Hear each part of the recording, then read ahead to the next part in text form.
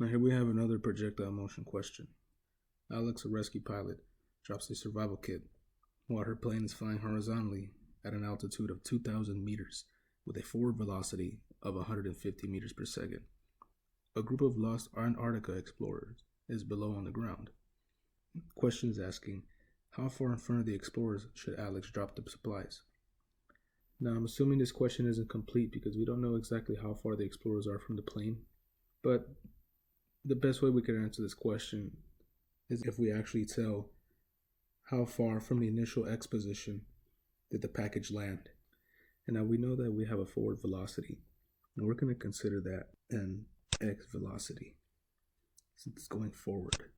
In this illustration, the black X represents the helicopter. The dotted red arrow represents the path that the package will take as it is dropped from the airplane. The yellow arrow represents the direction that this package was dropped off in. And of course, the red box is the package. So the questions gives us two valuable things. It gives us the velocity that the package is traveling, which is 150 meters per second, and the height at which the airplane is, which is 2,000 meters. Now this question is going to be a little easy for us because it gives us the formula for range, which is the horizontal distance that we need to know in order to find out how far the package is going to land from the initial position.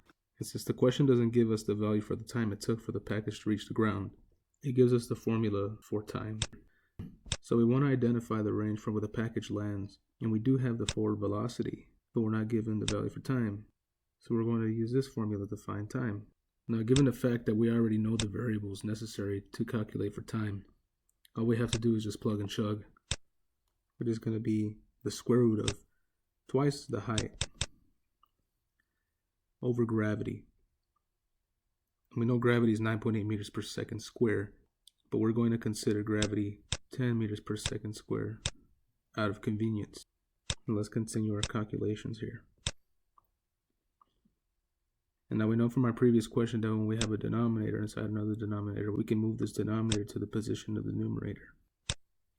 So now what we're going to get is a square root of 4,000 meters second squared over 10 meters. And these two meter units will cancel. So all we're left with now is going to be the square root of 400 seconds squared, which is going to equal 20 seconds. I'm going to highlight our answer. And now that we know how much time it took to reach the ground, we can now calculate for the range. And the given formula for range is v of x times t. And again, what we're going to do is just simply plug and chug. The given forward velocity is 150 meters per second. We calculated time to be 20 seconds. So these units of second will cancel. And we're going to solve. And our answer is going to be 3,000 meters.